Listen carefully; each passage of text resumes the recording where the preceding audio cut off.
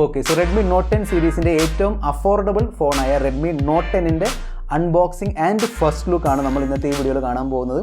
ഈ ഒരു ഫോണിൻ്റെ മൂത്ത ജ്യേഷ്ഠനായ Redmi Note 10 Pro Maxൻ്റെ unboxing and first impression video ഞാൻ ഓൾറെഡി അപ്ലോഡ് ചെയ്തിട്ടുണ്ട്, കണ്ടു നോക്കുക. ഓക്കെ, Note 10 സീരീസിൻ്റെ ലോഞ്ച് ഇവൻറ്റിൽ ഈ Redmi Note 10ൻ്റെ സ്പെസിഫിക്കേഷൻസും പിന്നെ അവസാനം ഇതിൻ്റെ പ്രൈസൊക്കെ അറിഞ്ഞപ്പോൾ ഞാൻ ഞെട്ടിപ്പോയിരുന്നു. സോ എനിക്കൊന്ന് ടെസ്റ്റ് ചെയ്ത് നോക്കണമെന്നുണ്ടായിരുന്നു. ഇതിൽ സ്പെക്സ് മാത്രമേ ഉള്ളൂ അതോ നല്ല പെർഫോമൻസും കിട്ടുന്നുണ്ടോ അതൊക്കെ ഒന്ന് ടെസ്റ്റ് ചെയ്യണമെന്നുണ്ടായിരുന്നു, അതുകൊണ്ടാണ് വാങ്ങിച്ചത്. അതിനോടൊപ്പം തന്നെ നിങ്ങളിൽ ഒരുപാട് പേര് റിക്വസ്റ്റ് ചെയ്തിട്ടുണ്ട് ഈ Redmi Note 10ൻ്റെ ഒരു അൺബോക്സിംഗ് റിവ്യൂ ഒക്കെ വേണമെന്ന്. സോ ഇന്ന് നമ്മൾ ഇതിൻ്റെ അൺബോക്സിംഗ് ആണ് കാണുന്നത്. കുറച്ച് ദിവസം കഴിഞ്ഞ് ഞാൻ ഇതിൻ്റെ റിവ്യൂ അപ്ലോഡ് ചെയ്യാം. ഓക്കെ, സോ നിങ്ങൾ കണ്ടുകൊണ്ടിരിക്കുന്നത് മിസ്റ്റർ പെർഫെക്റ്റ് എന്ന യൂട്യൂബ് ചാനലാണ്. ഞാൻ അടുത്ത വീഡിയോ ഇഷ്ടപ്പെടുകയാണെങ്കിൽ വീഡിയോ ലൈക്ക് ചെയ്ത് ചാനൽ സബ്സ്ക്രൈബ് ചെയ്യാൻ മറക്കണ്ട. കൂടുതൽ സമയം വേസ്റ്റ് ചെയ്യാതെ ലെറ്റ്സ് റോൾ. സോ ഇതാണ് Redmi Note 10 എന്ന ഫോണിൻ്റെ പാക്കേജിങ്. നോർമലി ഷവോമിയുടെ വൈറ്റ് പാക്കേജിംഗ് ആണ്, എക്സാക്ട്ലി അതേപോലത്തെ പാക്കേജിങ്ങിലാണ് വന്നിരിക്കുന്നത്. നമുക്കിത് പെട്ടെന്ന് അൺബോക്സ് ചെയ്യാം. 33 വാട്ടിൻ്റെ ഫാസ്റ്റ് ചാർജർ ഉണ്ട്, type C charging cable, silicone TPU case, users manual, പിന്നെ ഒരു സിം ഇജക്ടർ ടൂൾ. സോ ഇതാണ് Redmi Note 10ൻ്റെ white colour variant. Normally Redmi phones നല്ല ഹെവി ബിൽഡും വെയ്റ്റുമായിട്ടാണ് വരുന്നത്. പക്ഷേ ഈ ഒരു ഫോൺ എന്നെ സർപ്രൈസ് ചെയ്തു. 178 ഗ്രാം മാത്രമേ ഉള്ളൂ. സോ നല്ല രീതിയിൽ കംഫർട്ടബിൾ ആയൊരു ഫോണാണ്. അതിനോടൊപ്പം തന്നെ 6.43 ഇഞ്ചിൻ്റെ ഡിസ്പ്ലേ ആയതുകൊണ്ട് ഹോൾഡ് ചെയ്യാനും നല്ലൊരു കംഫർട്ട് ഉണ്ട്. So comfortable form factor and comfortable weight ആണ്. നല്ല ലൈറ്റ് വെയിറ്റ് ഫോണാണ്. 8.3 mm ആണ് തിക്നെസ്. Obviously plastic ബിൽഡാണ്. ഈ ഒരു പ്രൈസ് കാറ്റഗറിയിൽ പ്ലാസ്റ്റിക് ബിൽഡേ കിട്ടുള്ളൂ. പക്ഷേ ആ ഒരു പ്ലാസ്റ്റിക് ബിൽഡിൻ്റെ ക്വാളിറ്റി നല്ല ക്വാളിറ്റിയാണ്. ഒരു ഫ്രോസ്റ്റഡ് ഗ്ലാസ് ഫിനിഷാണ് കൊടുത്തിരിക്കുന്നത്. പ്ലാസ്റ്റിക് ആണ്, പക്ഷേ ഒരു ഫ്രോസ്റ്റഡ് ഗ്ലാസിൻ്റെ ഫിനിഷ് ഉണ്ട്, ലുക്ക് ഉണ്ട്. ഫിംഗർ പ്രിൻ്റ് ഒന്നും പതയുന്നില്ല. റെക്ടാങ്കുലർ ക്യാമറ മോഡ്യൂളാണ് കൊടുത്തിരിക്കുന്നത്. IP53 സ്പ്ലാഷ് പ്രൂഫ് റേറ്റിംഗ് വരുന്നുണ്ട്. നമുക്കിതിൻ്റെ TPU കേസ് ഒന്ന് ടെസ്റ്റ് ചെയ്ത് നോക്കാം. ഡീസൻറ്റ് TPU കേസാണ്. ഈ ഒരു പ്രൈസ് കാറ്റഗറിയിൽ ഇതിനേക്കാളും ബെറ്റർ TPU കേസ് ഞാൻ പ്രതീക്ഷിക്കുന്നില്ല.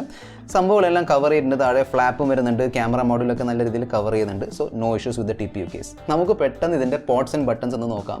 സോ സർപ്രൈസ് ഉണ്ട്. ടോപ്പ് ഫയറിംഗ് സ്പീക്കേഴ്സ് കൊടുത്തിട്ടുണ്ട്. So dual stereo speaker setup ആണ് വരുന്നത്.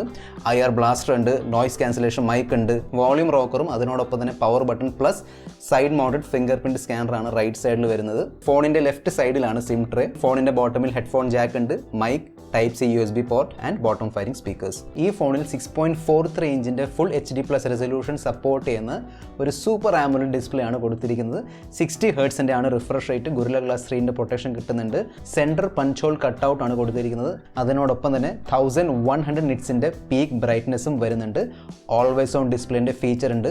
ബൈ ഡിഫോൾട്ട് ഈ ഒരു ഓപ്ഷൻ സ്വിച്ച്ഡ് ഓഫ് ആണ്. സ്വിച്ച് ഓൺ ചെയ്യാൻ വേണ്ടി സെറ്റിംഗ്സിൽ പോയിട്ട് ഓൾവേസ് ഓൺ ഡിസ്പ്ലേ എനേബിൾ ചെയ്താൽ മതി. ഒരുപാട് തരത്തിലുള്ള കസ്റ്റമൈസേഷൻ ഫീച്ചേഴ്സും വരുന്നുണ്ട് അതിൽ. പിന്നെ out of the box pre applied screen ഗാർഡും വരുന്നുണ്ട്. നല്ല കളേഴ്സ് ഉണ്ട്, നല്ല കോൺട്രാസ്റ്റ്, സീറോ ബ്ലാക്സ് ഒക്കെ വരുന്നുണ്ട്. സോ നിങ്ങൾക്ക് തീർച്ചയായിട്ടും വളരെ നല്ല വീഡിയോ വ്യൂയിങ് എക്സ്പീരിയൻസ് ആണ് ഈ ഫോണിലൂടെ കിട്ടാൻ പോകുന്നത്. അത് യൂട്യൂബ് ആണെങ്കിലും ആമസോൺ പ്രൈം, നെറ്റ്ഫ്ലിക്സ്, കാരണം വൈഡ് വൈൻ L1ൻ്റെ സപ്പോർട്ടും കിട്ടുന്നുണ്ട്. ഈ ഒരു പ്രൈസ് സെഗ്മെൻറ്റ് വെച്ച് നോക്കുമ്പോൾ ദി ബെസ്റ്റ് ഡിസ്പ്ലേ ആണ്. ഇപ്പം നിലവിൽ മാർക്കറ്റിൻ്റെ ഒരു സിറ്റുവേഷൻ വെച്ച് നോക്കുമ്പോൾ ഈ ഒരു പ്രൈസ് സെഗ്മെൻറ്റിൽ കിട്ടാവുന്ന ബെസ്റ്റ് ഡിസ്പ്ലേ ആണ് Redmi Note 10 ഉള്ളത്. Redmi Note 10 2 RAM സ്റ്റോറേജ് വേരിയൻസിലാണ് വരുന്നത്. 4GB 64GB, 6GB 128GB, LPDDR4X RAM ആണ്. UFS 2.2 സ്റ്റോറേജ് ഉണ്ട്.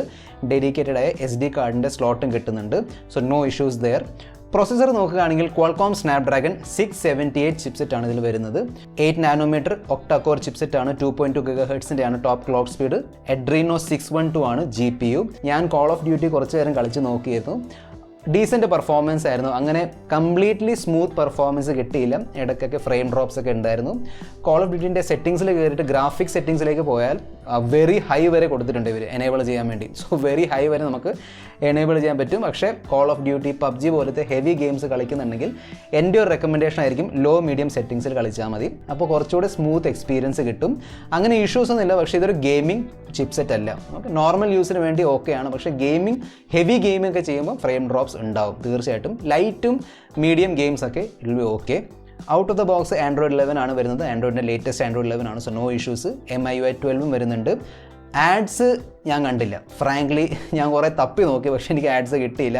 നോർമലി ഒരു എക്സ്റ്റേണൽ സോഴ്സിൽ നിന്ന് APK ഡൗൺലോഡ് ചെയ്ത് ഇൻസ്റ്റാൾ ചെയ്യുമ്പം ആഡ്സ് ഒക്കെ വരാറുണ്ട്. ആ ഒരു ചെക്കിങ്, എന്താ സിസ്റ്റം സ്കാനോ ആപ്പ് സ്കാൻ പേജിൽ അതൊക്കെ വരാറുണ്ട് ആഡൊക്കെ. പക്ഷേ എനിക്കത് കിട്ടിയില്ല. അത്യാവശ്യം ബ്ലോട്ട്വെയർസ് ഉണ്ട്, പക്ഷേ പണ്ടത്തെ ഒരു കണക്ക് വെച്ച് നോക്കുമ്പോൾ ഇപ്പം ബ്ലോട്ട്വെയർസ് കുറവാണ് ഷോമി ഫോൺസിൽ. ഈ ഫോൺ തരുന്ന സോഫ്റ്റ്വെയർ എക്സ്പീരിയൻസിൽ ഞാൻ അത്രയും ഫുൾ ഹാപ്പി അല്ലെങ്കിൽ കംപ്ലീറ്റ്ലി സാറ്റിസ്ഫൈഡ് അല്ല. ഫുൾ സാറ്റിസ്ഫാക്ഷൻ ഇല്ല, കാരണം അവിടെ ഇവിടെ ലാഗും സ്റ്റക്കൊക്കെ വരുന്നുണ്ട്. സ്പെഷ്യലി കോൾ ഓഫ് ഡ്യൂട്ടി പോലത്തെ ഒരു ഹെവി ഗെയിം നിങ്ങൾ റൺ ചെയ്യുന്നുണ്ട്, ആ ഗെയിമിൽ നിന്ന് നിങ്ങൾ മിനിമൈസ് ചെയ്ത് വേറെ എന്തെങ്കിലും ആപ്പ്, അതായത് റീസെൻറ്റ് ആപ്പ് ഓപ്പൺ ചെയ്ത് വേറെ ഏതെങ്കിലും വിൻഡോയിലേക്ക് ഷിഫ്റ്റ് ചെയ്യാൻ നോക്കിയാൽ ചെറിയൊരു ഡിലേ വരുന്നുണ്ട്. MIUIൻ്റെ ഇഷ്യൂ ആണ് എന്ന് എനിക്ക് തോന്നുന്നു, അല്ലാതെ ഗെയിമിൻ്റെ അല്ലെങ്കിൽ പ്രൊസസ്സറിൻ്റെ ഇഷ്യൂ അല്ല. പ്രൊസസ്സർ പ്ലസ് MIUIൻ്റെ ഒരു ഇൻറ്റിഗ്രേഷൻ ഉണ്ടല്ലോ, അവിടെ ഇഷ്യൂ ഉണ്ട്, തീർച്ചയായിട്ടും ഉണ്ട്.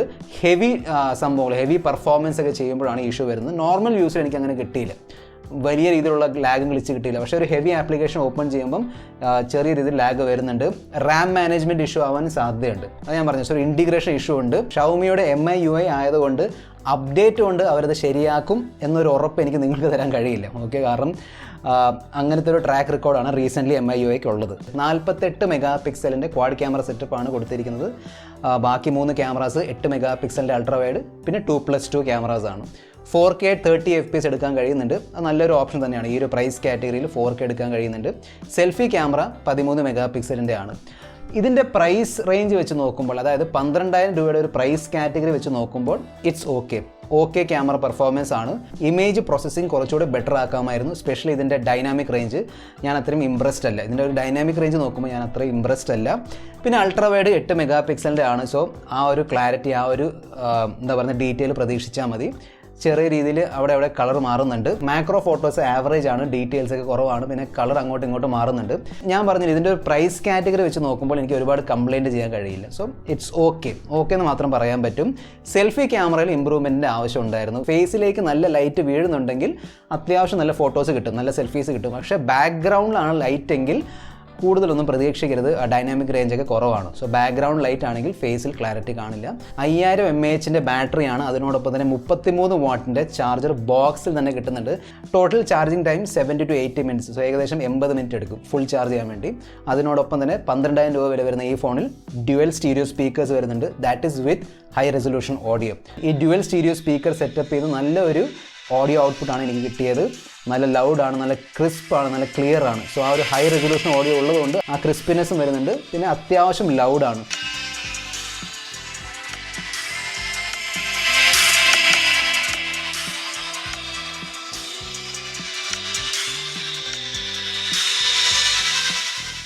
സൈഡ് മൗണ്ടഡ് ഫിംഗർ പ്രിൻറ്റ് സ്കാനറാണ് വരുന്നത്. നല്ല ഫാസ്റ്റും സെക്യൂറായ ഫിംഗർ പ്രിൻറ്റ് സ്കാനറാണ്. അതിനോടൊപ്പം തന്നെ ഫേസ് അൺലോക്ക് ഫീച്ചറും നല്ല രീതിയിൽ വർക്ക് ചെയ്യുന്നുണ്ട്, നോ ഇഷ്യൂസ്. ഹാപ്റ്റിക് ഫീഡ്ബാക്ക് വരുന്നുണ്ട്. ഡ്യുവൽ 4G വോൾട്ടേജ് സപ്പോർട്ട് ചെയ്യുന്നുണ്ട്. കാരിയർ അഗ്രിഗേഷൻ വരുന്നുണ്ട്.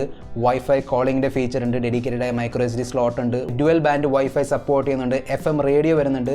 വൈഡ് വൈൻ L1 സപ്പോർട്ട് ഉണ്ട്. IR ബ്ലാസ്റ്റർ വരുന്നുണ്ട്. ക്യാമറ ടു APIൻ്റെ ഓപ്ഷൻ ഉണ്ട്. SAR വാല്യൂ അണ്ടർ ലിമിറ്റ് ആണ്. ഈ ഫോണിനെ കുറിച്ചുള്ള എൻ്റെ ഒരു ഫസ്റ്റ് ഒപ്പീനിയൻ നിങ്ങൾ ചോദിക്കുകയാണെങ്കിൽ ഞാൻ ഇംപ്രസ്ഡ് ആണ്. അത് പറയാതിരിക്കാൻ വയ്യ, ഞാൻ തീർച്ചയായിട്ടും ഇംപ്രസ്ഡ് ആണ്. എസ്പെഷ്യലി ഈ ഒരു മോഡൽ, ഇത് 4GB 64GB മോഡലാണ്. ഇതിൻ്റെ പ്രൈസാണ് 12,000 രൂപ. 12,000 എന്നൊരു പ്രൈസ് റേഞ്ചിൽ ദി ബെസ്റ്റ് ഫോൺ എന്ന് പറയാൻ പറ്റും. അറ്റ്ലീസ്റ്റ് സ്പെക് ഷീറ്റ് നോക്കുകയാണെങ്കിൽ ദി ബെസ്റ്റ് ഫോണാണ്. ഈവൻ പോക്കോയിനെ പോലും ഇത് ബീറ്റ് ചെയ്യുന്നുണ്ട്. പോക്കോയിൻ്റെ പോക്കോ M3 ഉണ്ടായിരുന്നല്ലോ, അതിനെ പോലും എനിക്ക് തോന്നുന്നു ഈ ഒരു ഫോൺ ബീറ്റ് ചെയ്യുന്നുണ്ട്. ക്യാമറ പെർഫോമൻസ് ഡീസൻ്റ് എന്ന് പറയാൻ പറ്റും. 12,000 റുപ്പീസ് മനസ്സിൽ വെച്ചുകൊണ്ട് നോക്കുകയാണെങ്കിൽ ഡീസൻറ്റ് ക്യാമറ പെർഫോമൻസ് എന്ന് പറയാൻ പറ്റും. ആകെയുള്ള കംപ്ലയിൻറ്റ് ആ ഒരു സോഫ്റ്റ്വെയറിലുള്ള ഇഷ്യൂ ആണ്. ഇഷ്യൂ എന്ന് പറയുകയാണെങ്കിൽ ആ ഒരു കംപ്ലീറ്റ് സ്മൂത്ത്നെസ്സിൽ, എസ്പെഷ്യലി ഹെവി ഡ്യൂട്ടി അല്ലെങ്കിൽ ഹൈ പെർഫോമൻസ് സാധനങ്ങൾ ചെയ്യുമ്പം ലേശം അവിടെ സ്റ്റക്ക് കിട്ടുന്നുണ്ട്. MIUI 12.5 വരുന്നുണ്ടെന്ന് പറയുന്നുണ്ട്. എൻ്റെ ആകെയുള്ള ഒരു പ്രതീക്ഷയാണ് ലേശം ലൈറ്റ് വെയ്റ്റ് ആക്കിയാൽ കൊള്ളാം. ലൈറ്റ് വെയ്റ്റ് ആക്കുകയാണെങ്കിൽ കുറച്ചൊരു ബെറ്റർ ഇൻറ്റിഗ്രേഷൻ ചെയ്യാൻ പറ്റുമായിരിക്കും. എസ്പെഷ്യലി ലോയിൻ്റെ ചിപ്സെറ്റ് 678 ഒക്കെ ആണെങ്കിൽ ബെറ്റർ ഇൻറ്റിഗ്രേഷൻ്റെ ആവശ്യമുണ്ട്. നമുക്ക് എന്തായാലും നോക്കാം എങ്ങനെയായിരിക്കും ഇതിൻ്റെ അപ്ഡേറ്റ്സ് ഒക്കെ. പക്ഷേ സ്പെസിഫിക്കേഷൻ്റെ പോയിന്റ് ഓഫ് വ്യൂ നോക്കുകയാണെങ്കിൽ no doubts highly recommendable phone തന്നെയാണ് Redmi Note 10. ബാക്കി നിങ്ങളുടെ ഒപ്പീനിയനും തോട്ട്സും താഴെ കമൻറ്റ് ബോക്സിൽ ഷെയർ ചെയ്യാൻ മടിക്കേണ്ട. ഈ വീഡിയോയിൽ ഇത്ര മാത്രം. അടുത്ത വീഡിയോയിൽ നമ്മൾ തമ്മിൽ വീണ്ടും കാണുന്നത്. This is your friend mister perfect tech signing off. Good bye.